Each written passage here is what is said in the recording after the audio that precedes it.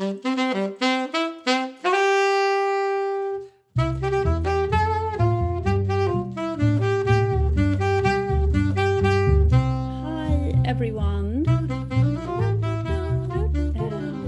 I'm waiting for my guests. I have some of them with me. First of all, I have to introduce myself and my co-host. My name is Arina Stoenescu, and I'm a publisher, translator, and graphic designer at the micro-publishing house Pionier Press. And together with me today is Harap Alb, my co-host during several reading sessions with children's writers Cristina Andone, Sînziana Popescu, Adina Rosetti, and the translated Norica Costache. So welcome Cristina Andone and Sînziana Popescu and hello everybody. Rosetti. I now have you all as a gallery view. Nice to see you again. I have Norica waiting for entering. So now Norica is online as well. Oh, I am very happy to see you again, and also very comfortable since we have together, all of us, and we're supposed to be live on Facebook.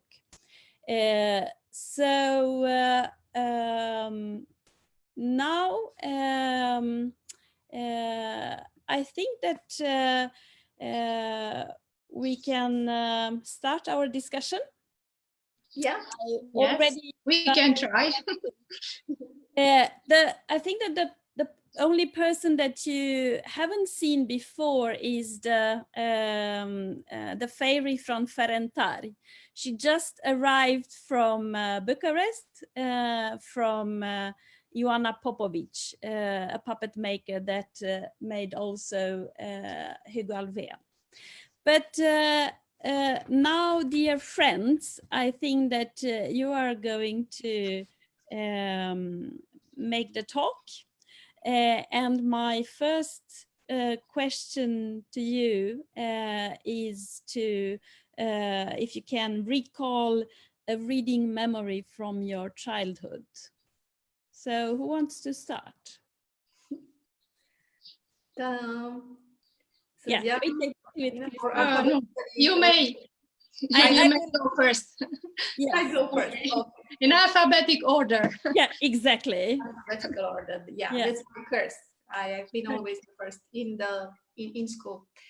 Well, a reading memory. Yeah, I remember quite vividly a memory when I was 4, I guess. I was alone with my father.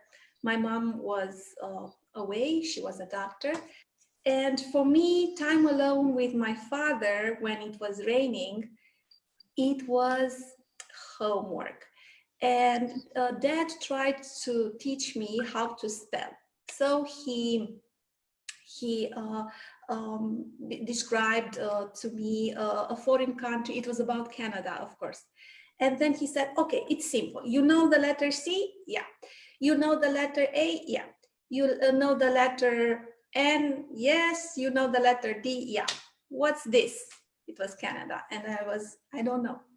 Again, C, A, in Romanian it's simple. What's this? I don't know. And I guess it took, my father is an engineer. So for him, things are very simple. 1 + 1 = 2. So Canada, it was a very simple thing to spell and to read. For me, it was insane. So actually my first memory about reading is one about failure. I failed reading Canada. And since then, I pretty much fail at reading complicated or scientific stuff. Otherwise, I'm fine with poetry. I'm at home with stories. Maybe that's why I turned into a storyteller, because I was afraid of geography and Canada. Yeah. Oh, that's fine. Thank you, Cristina. And you, Sînziana? Well, when I was a little, I loved a lot of books and authors. And after years, when I grew up and somebody asked me who was my favorite writer, I listed them very quickly. Oh, James Barrie for Peter Pan, Lewis Carroll for Alice in Wonderland, Oscar Wilde for The Happy Prince, and so on, especially English, British authors. But I almost always forgot about one book that I loved, was very dear for me. The title was Stories with Fairies or something like this. Was published by Jon Krange Publishing House a long time ago. The Jon Krange Publishing House doesn't exist anymore. Actually was the translation of a volume of a very well-known volume called Old French Fairy Tales, which was illustrated by Virginia Frances Sterrett, and you can read it on Gutenberg project even nowadays. And I loved those stories. There were 5 stories: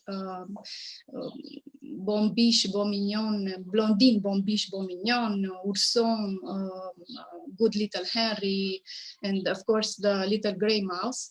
And I read the stories over and over again until I've learned it by heart, you know. And because my teacher knows what I was doing in my free time, invited me to tell those stories to my classmates in front of the class. And I was very eager to do that.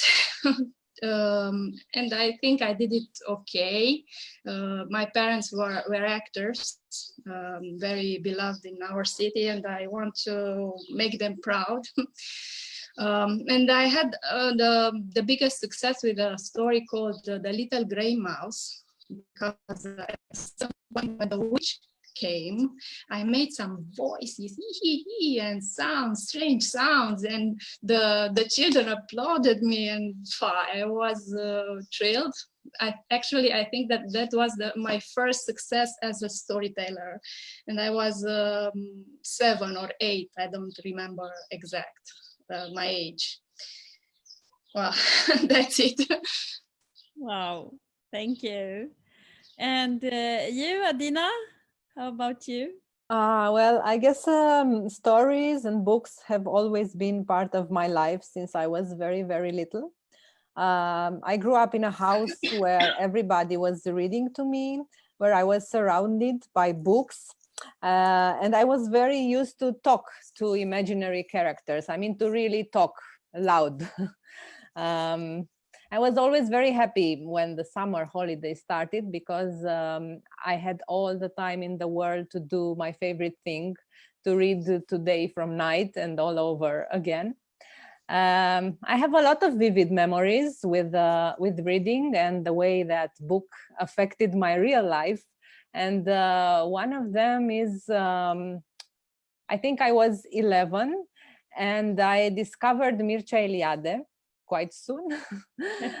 Yeah. I remember when I read romanul adolescentului miop, I was fascinated, and it was the first time when I had this crazy idea that I too could become a writer sometimes. So the first thing that I did in order to pursue this career was to stop sleeping, to be like my idol, because Mircea Eliade, when was a teenager, had this crazy schedule.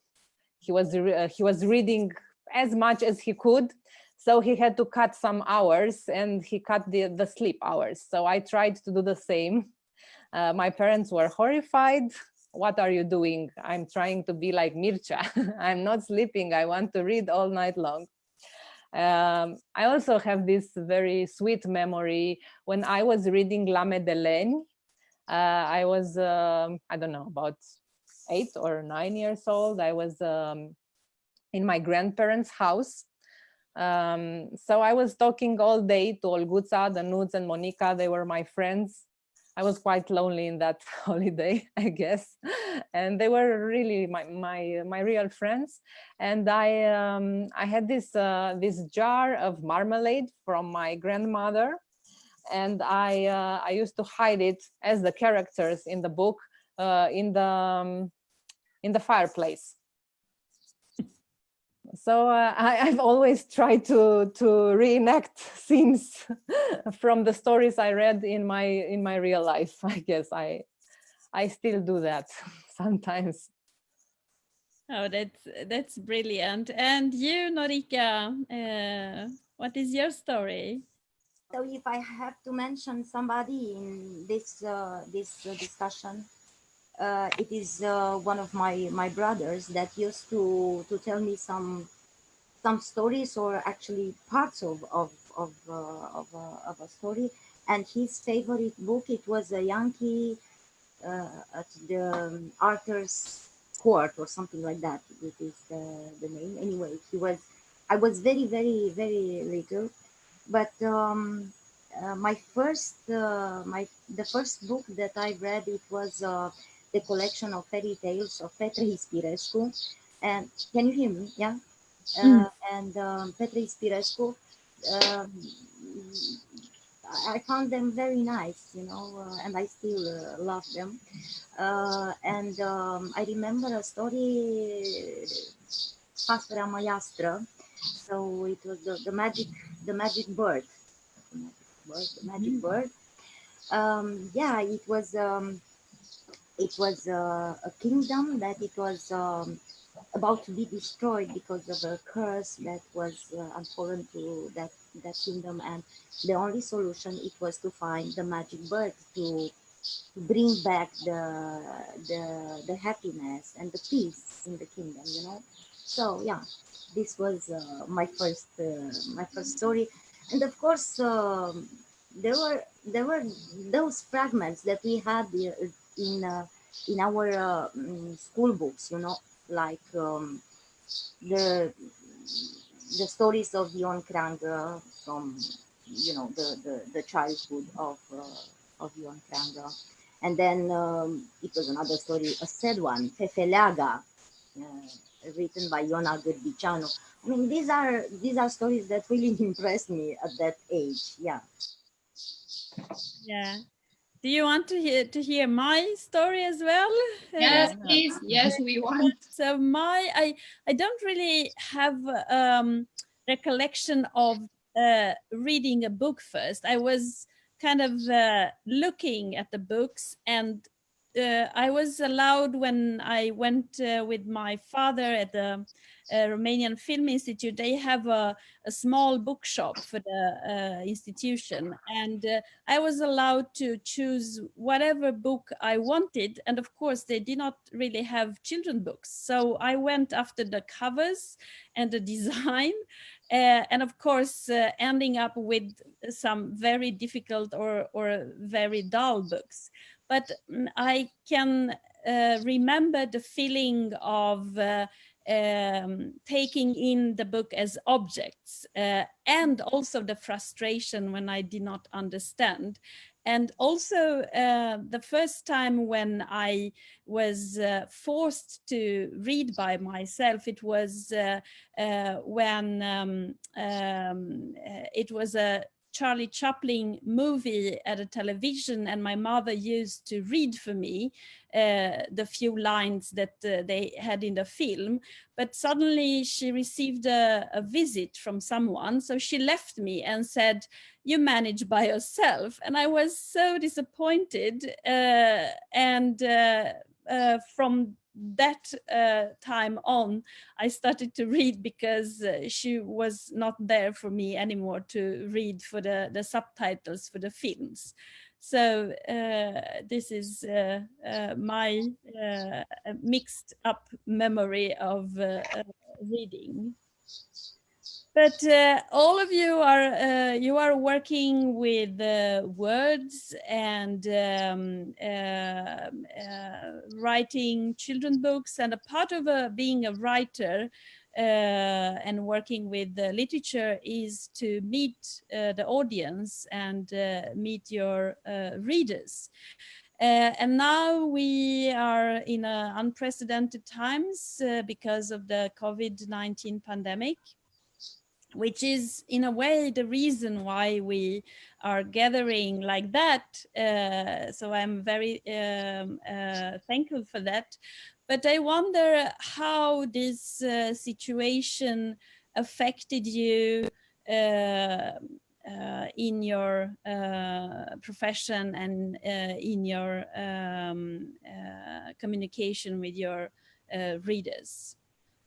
So yeah, and just feel free to intervene whenever you want to. You don't need to wait for each other. So okay, so we don't respect the order. no. Okay. Energy from now on in the discussion. Okay, then I'm going to start, if it's all right with everybody. I haven't been very affected by the pandemic because I'm used to isolation. You know, when I write, I'm all by myself for a long period of time because, as you know, my books are long, hundreds and hundreds of pages of novels. So when I have a small time of peace and quiet, I'm very happy. So from that point of view, I wasn't affected as a writer, not necessarily as a children's book author, but as a writer. And also I was lucky because my jobs were online for a long time ago. Before that, I was a web editor, so that was very important because many of my friends lost their jobs, lost their only income in this period, and this is horrible, I think. So in terms of free time for writing and jobs, I was lucky, but a little bit I was affected, however, because I used to organize some workshops in bookstores, mainly at Cărturești, Verona, and they were suspended. Also, I have at the Broadcasting Romanian Society, their department was starting the recording for series, a radio series after my second volume of Andy Landy series, and those recordings were postponed for the fall. Also a book launch in April was postponed and so on. So I was a little bit affected, but mostly I think I was affected as a human being, as a mother and as a daughter, because my son is in the final year of high school, and all this period of uncertainties and pressure was crushing us actually bit by bit. And now today we are in a full session of exams, and we are I don't know, we reached our limits somehow until now. And also I was telling you that I was affected as a daughter because my mom is all by herself. She's alone in another town. It's a small town in the middle of Transylvania called Târgu Mureș. And so she's far away from Bucharest, and she's alone there. And in all this period, she must rely on stranger for supplies. And that was very hard for me, knowing that I'm not allowed to leave my apartment and I cannot help her. So I'm looking for the summer, for the vacation, to go there for a while with my son before he goes to college. Yeah, I completely relate to what Sînziana just said. It was a very complicated experience for each one of us. And for me, it was like playing a lot of roles, very different roles. I think most of all, this period of forced isolation affected me as a mother in the first place, because literally I had to become the homeschooling manager in this house with 2 children of different ages. One of them, my daughter just had the final exam from the 8th grade. So it was very, very tough from that point of view, because I had to organize this whole process of e-learning, of platforms, of Zoom, of printing papers, and come on, you have to do your homework. It's not a holiday. It's not a holiday. That was something that I had to explain over and over every day, that we're not living in a permanent vacation. But for me as a writer, I'm very used to solitude. In fact, I'm always looking for solitude. And before this, I had a very tough 2 years where I was always on the run, and I had a lot of very time-consuming activities, and I've always complained, I don't have enough time, I want to just sit alone in my house and write, and everybody's asking things from me and I have to go in all these places. So first I was quite happy when the world just slowed down a little bit, and I finally had the time to be in my house and to be quiet, and to don't have to engage in a lot of activities that usually kept me from writing. So I found the time finally to start a new book, which I was dreaming about for a long time, and to also think of some other themes for my stories. But the thing that I missed the most was being around children, because being an author for children involves not only writing, but a very important part.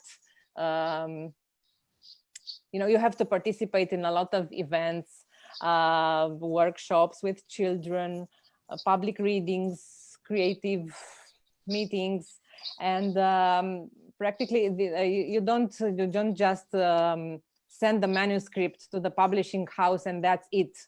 Especially when you write for children, you have this whole other job, and all these activities just stopped, and including school visits. And in the first month, I didn't think that this way of communicating via Zoom or Facebook or other digital way of communication could replace in any way the human touch and the contact with the kids. So I was very reluctant to simply move all my activities in this area. I don't want to read on Facebook.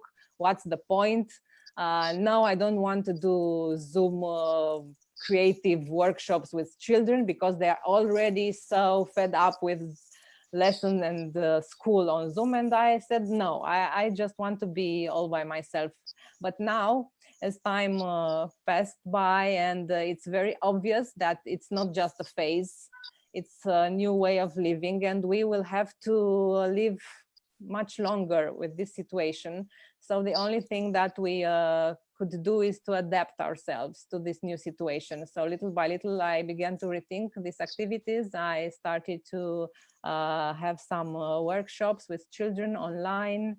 I learned how to film myself and to edit, a very primitive way of editing movies.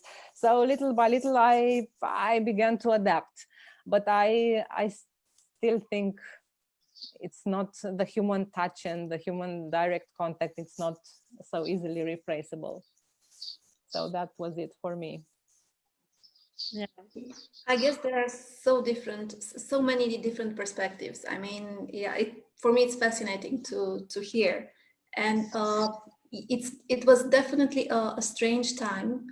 I miss our meetings at a tea house or at a coffee shop.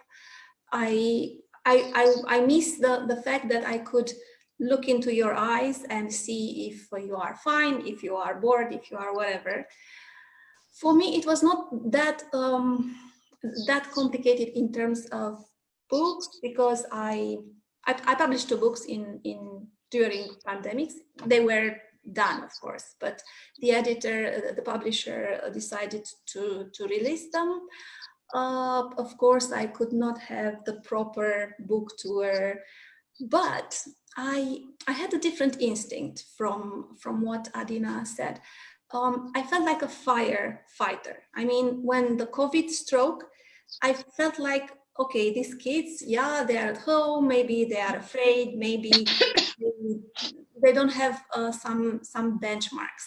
And I guess the story can give them some benchmark, can, I don't know, it can cure somehow anxiety. So I worked very hard during the 2 months of pandemics. I don't know, I had dozens of workshops on Facebook for free, of course. So right now I do feel quite tired, and right now I do feel the need to calm down and slow down a little and think and read and write. And because I was, as I told you, I felt like I was in the first line. I don't know, I think it's all about positioning. If you think, yeah, I need to be there, I guess the story can cure someone, then you go there. If you say, no, I want to cool down, I want to understand more, I want to connect to myself, I need to understand more, then you do that. So there are these options and many more, of course. As for the future, as Adina said, yeah, I guess we have to adapt. It's gonna be with us, this new order, for a while. So as much as we like or we don't like being exposed, and I guess we don't, for me, I hate this camera being straight on me. I'm not very sure about the lighting. I saw Adina doing the same. I'm always trying to fix the light. Come on. Yeah, I have to buy some like this equipment. shadow. Yeah, I completely relate to this. Yeah, I'm doing all these things. Yeah. You know, as a writer, you feel comfortable when you are with yourself, basically with the book, with your laptop, or when you are with other people. When you are an introvert like myself, it's kind of complicated when you are with other people, but then it's an energy exchange there. When you are an introvert, Cristina. That was my question too, okay. Because you don't look like one. I'm a trainer. I need to do You're things. a flexible introvert. Yes. My daughter just had this idea. We are omniverts, really. We are not a little bit of intro and a little bit of extroverts. So we all like more or less omniverts. We are on a spectrum, but really, I do feel I feel best when I am alone or when I'm with people I really know, and I feel exposed. For example, I never, or I very rarely celebrate my birthday. I don't have my birthday party. I hate when people say, "Oh, birthday girl," whatever. I don't like this kind of attention. Good. So coming back, we need to adapt. It's not easy for us as solitary, whatever, animals, writers, but we will adapt. We will adapt to the sunshine. We will adapt to the light of our camera. The technology as well, making this work in the way we want to. The story somehow needs to go on, and with us as a character. I'm very curious about Norica. She seems to be introverts too. Oh, how about you, Norica? It was not easy. It wasn't easy for me because you know, I am a person of discussion. I'm a social human being, and I need really to be in contact with person, to feel somehow you know, what the other things. But yes, I was in that situation that I personally have to work from my house, you know, from home.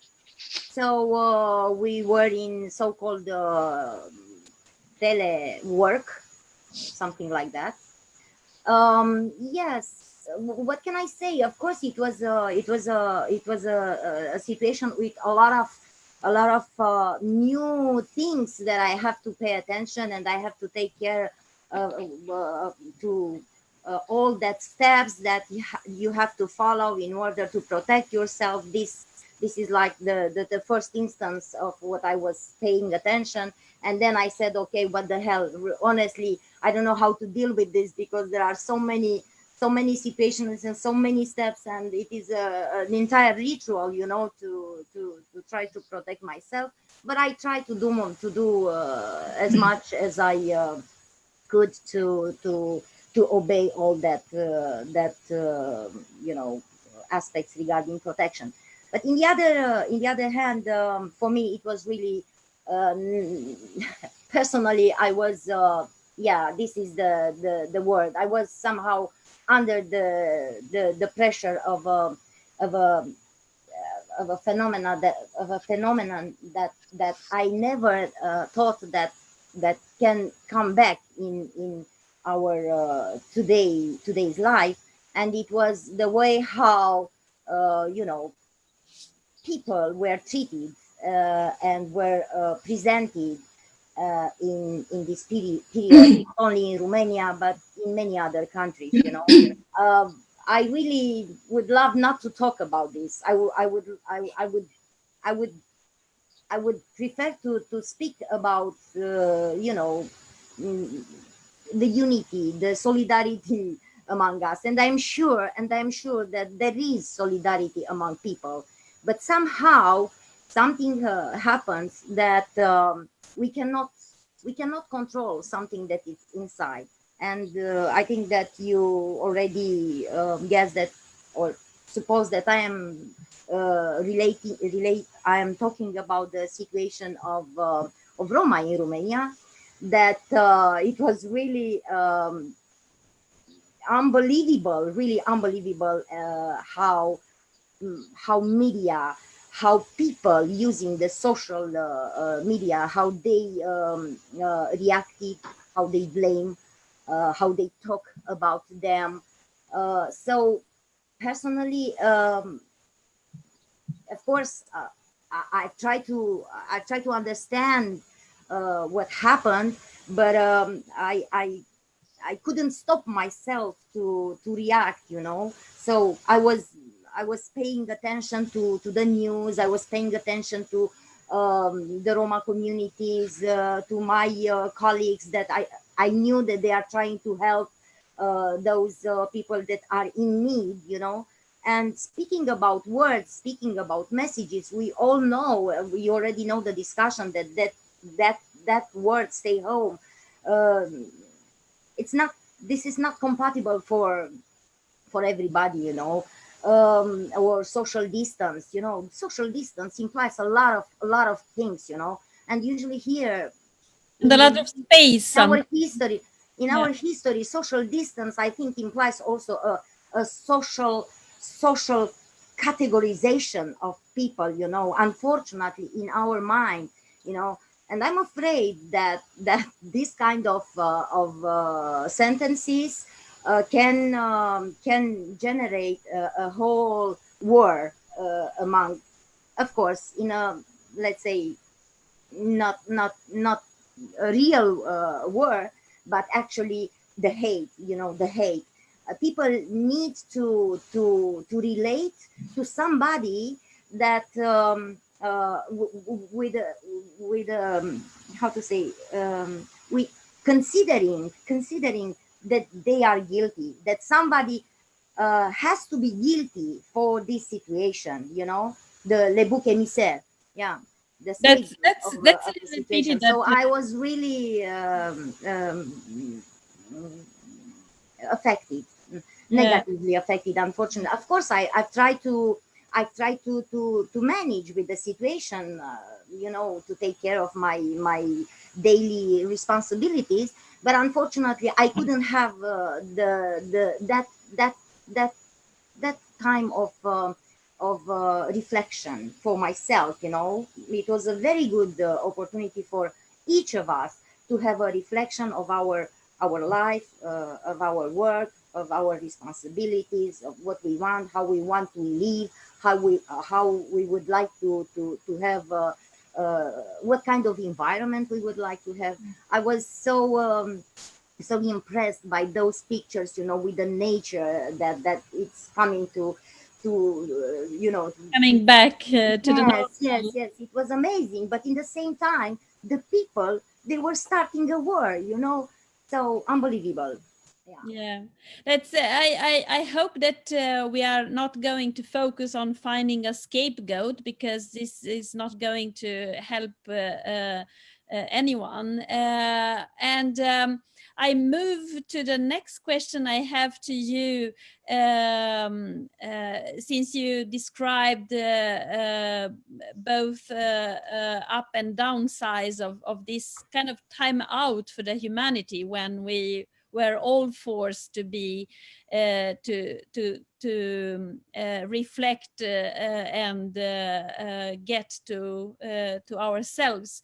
So I wonder, I would like you to ask you if you can introduce a detail from each of your books that you would like to reach out from any reason you wanted, but maybe also in this context that we are living now. Is it any detail that you would like to lift up from your books? I will start. Yeah. In my book, you mean the Hugo Alfvén book, right? Yeah. Or other books that you have written. Okay, no, I will focus on this one, because it's quite relevant. Well, I didn't plan it to be that relevant, but it is. The book we published together, it was about the music of Hugo Alfvén, who is the national composer of Sweden. Yeah, just to reframe a little bit the conversation. I wrote there a story about the distance in music, and how the distance is good, how we need the distance for harmony, because two very close musical notes will sound in a very disagreeable way. If there is a little distance between them, then they sound better. This one, and the fact that the Swedish people are very much about keeping the distance between them. It's a way of being polite, but it's also a way about preserving one's identity. I created then a story about how the distance is great. Of course, right now I would rather revisit this. No, I'm joking. No, the distance in music is great. The distance in Sweden, so I was told, is a law. We try to cope with distances right now, and we try to reach harmony through distances, but it's still a lesson we need to learn. Thank you. Sînziana? Oh, well, my detail is not about social distance. It's something, I don't know, funny and a little bit dramatic. It's a scene from Experimentul Martinel, the Teddy B experiment. It's a book, it's a novel actually, published at Pionier Press in a bilingual edition, in Romanian and English. And the scene is when Martinel, the Teddy B, the main character, throws into water a stone, a huge one, near some people during their fishing session, you know, because well, he was fascinated by aliens, and he thought that one of the turtle was some sort of alien ship, and he was to wanted to communicate with it. So some silly thing, but in fact, after that, he obviously scares all the fish, and everybody was very angry. And well, that scene actually comes from my childhood. I was Martinel at a certain point, a long time ago, on a shore in Constanza, where I was with my father, and there were a lot of fishermen there, and I did the same stupid thing. I throw a stone in the water because I was fascinated by the circles made by the stone in the water, and I don't know. From that scene passed almost 30 years, but I still remember very clear how my father, God rest his soul, tries to reconcile those people, you know, and to convince them not to throw me into water because they were so angry. So I thought that scene was very dramatic but also funny, and I slipped it somehow into the book. And a very funny thing happened after that, because many people noticed that scene. And I think that this happens when you write about yourself, about something you know, something you experience, and you are as honest as you can be. Because in that moment, many strangers somehow they feel that you are wrote that scene especially for them, not for you. You know, they are very close to the character, and this is a rule that it's important. It's all right for everything, every type of book and every type of detail and situation. You know, as a screenwriter, we have a name for this: digging a hole in the right place in the wall. You know, when you're talking the truth about something that you have experienced. It's a powerful scene, and the people are somehow recognizing themselves in the character. Well, that's my story about the stone and the water and the fishmen. Yeah, and it's also about perspectives. I mean, you probably then as a child you were more fascinated about the circles and the surface. Yes, about the sea and the circles. I mean, how many kids are enjoying delightful fishing session? Yes. Not many. Not many, yes. Well. So how about you, Adina? Well, I don't have a very specific detail, but I was thinking a lot during this time of, I was thinking of one of my characters, which is very dear to me, Miss After Tomorrow. She is the protagonist of my first book for children. And also the main character in this new trilogy for teenagers that I'm writing. So she's one of my best friends, Miss After Tomorrow, and in these books is mainly the main subject is really time and the way time passes and the way we perceive this passing of time, the desire to make time grow yes, or on contrary, to stop the moment, to freeze the moment and to enjoy most of it.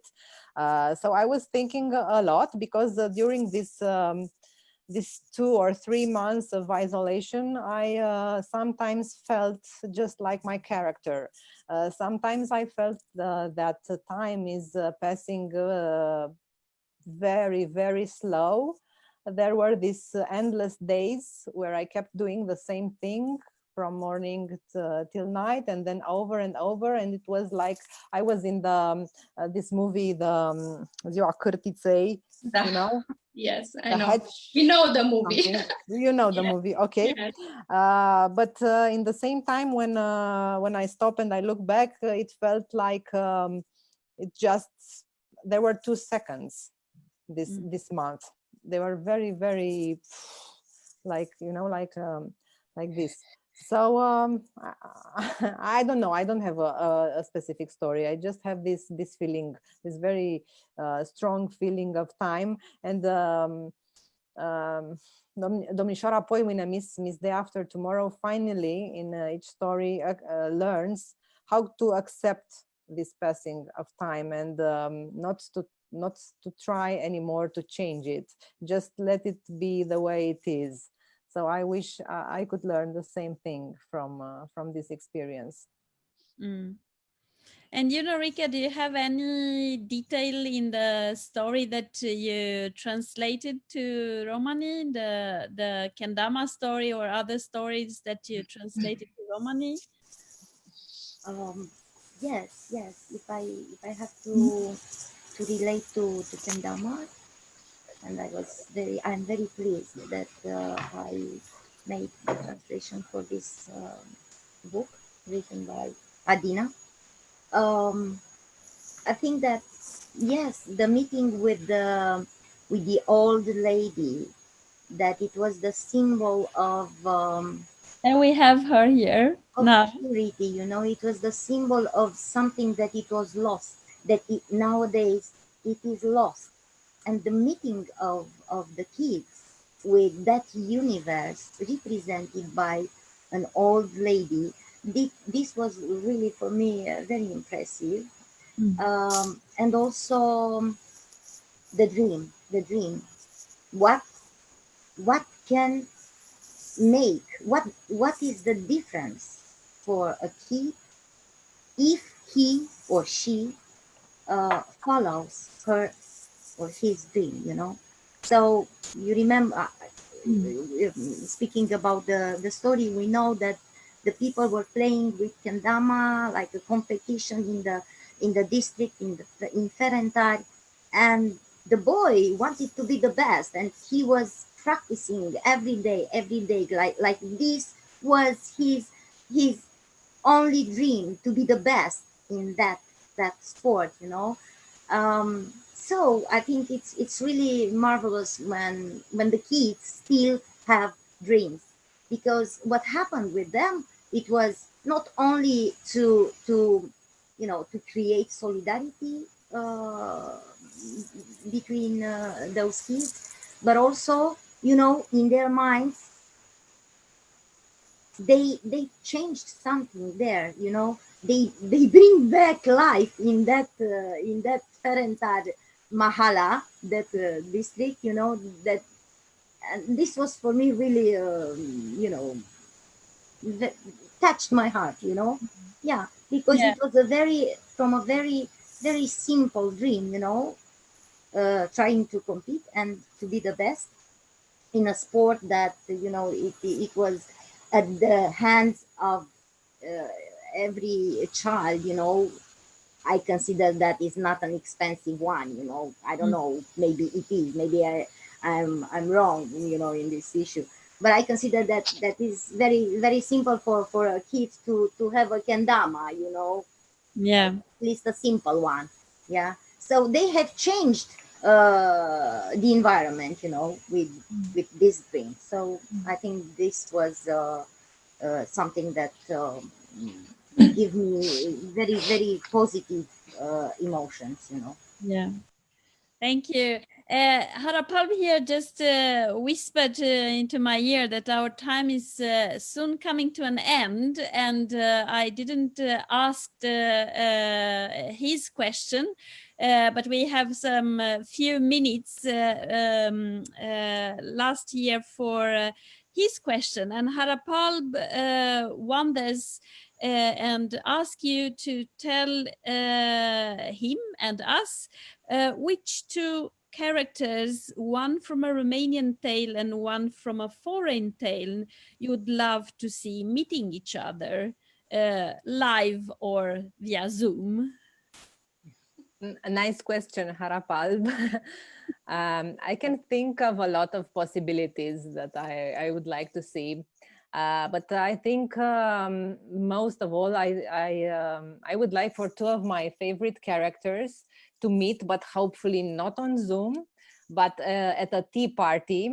So I would send Apolodor, the penguin from Gelu Naum's beautiful book for children. I would send him to a tea party in Wonderland. And I would like him to meet Alice and all her crazy friends from from Wonderland, the Mad Hatter, the Cheshire Cat. I think they would get along very, very good. And I would also like to see Zmeul Zmeilor from Romanian fairy tales, joining a Chinese dragon for a late night dinner. Thanks. Yeah. Thanks, Adina. And how about you, Sînziana? Well, I think that it would be I will be very amused by the meeting of magic from our folk tales and Nils Holgersson, imagined by Selma Lagerlöf, because Nils practically enlightened my childhood. I love this character and that book.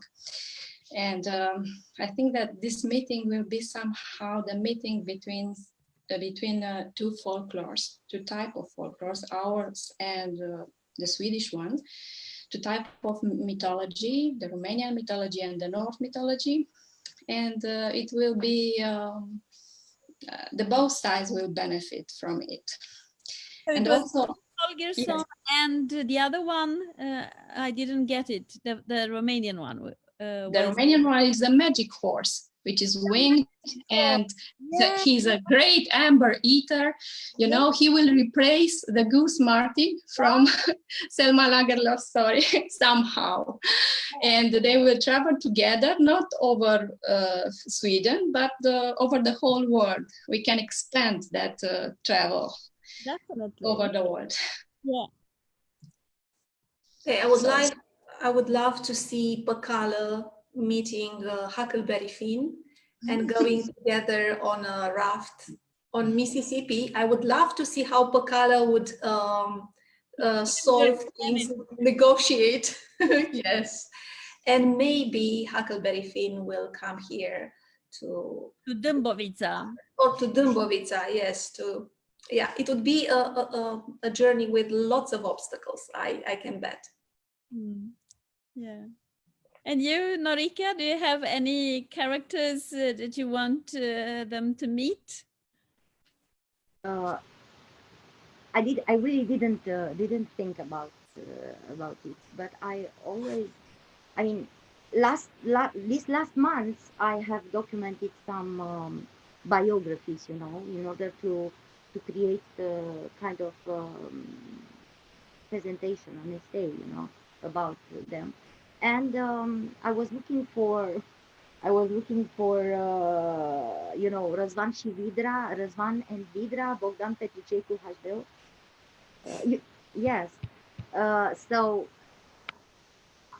and I missed some information, you know, about Răzvan, the ruler, you know, the ruler of, you know, 500 centuries ago. So I think that it will And who would you like him to meet from the entire world? Răzvan? Yeah. You know, I would like him to meet at least one personage that is a Roma personage from a tale, you know. Yeah. At least one, and somebody, a writer, again, to rewrite the story. Yeah, that's a very good idea. Challenge accepted. So let's see what kind of stories will show up from this kind of imagination. That would be very, very nice. I think that Harap Alb is very content with the answers now, so I can move on with asking you if you have anything else that you want to add or send a greeting to your readers or to your mom, Intergumuresh Sînziana. Yeah. Okay. Or whatever. So if you have anything that you want to say, so just before we are saying goodbye from our listeners and spectators. As a blogger, I'm happy with what was said. I agree.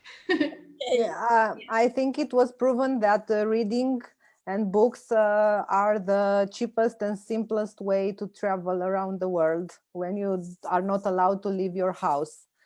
Yes. You just have to open a book and read a story to travel. And in this period, I think that we need stories more than ever. So read more, children, because the books are your only friends now. Yeah. It's very important not to change your literary tastes, but to read more, especially during the summer. Yeah, read loud and read to each other in order to bound with each other and meet each other. I think that's a very good way of managing challenges of all sorts. Yes. Yeah, okay. I thank you very much, Cristina Andone, a children's writer from Bucharest, Sînziana Popescu, also children's writers from Bucharest, Adina Rosetti, children's writer from Bucharest, Romania, and last but not least, Norica Costache, translator to Romani, the Căldăraș variety from Romanian. And I am very happy that you joined me, Harap Alb, and I want to thank the Romanian Cultural Institute for challenging us and inviting us to this kind of reading session. And I would like to say that the reading session with all three books, the Alven and Enescu in the Music Forest, the Rainbow Car and the Teddy Bee Experiment, as well as the newcomer, The Story of a Kendama, are going to be found on the YouTube channel from the Romanian Cultural Institute of Stockholm. So if you want to listen the readings in Romanian, Swedish, English and Romani, the Căldăraș variety, you are most welcome to meet us there. And I hope that you will continue to share with us your fabulous stories and your joy in working with words. So thank you very much. And thank you. Thank you. See you live. Bye. Alive and live. Yeah, thanks. Yes, bye. Bye. Bye. I want to find the princess.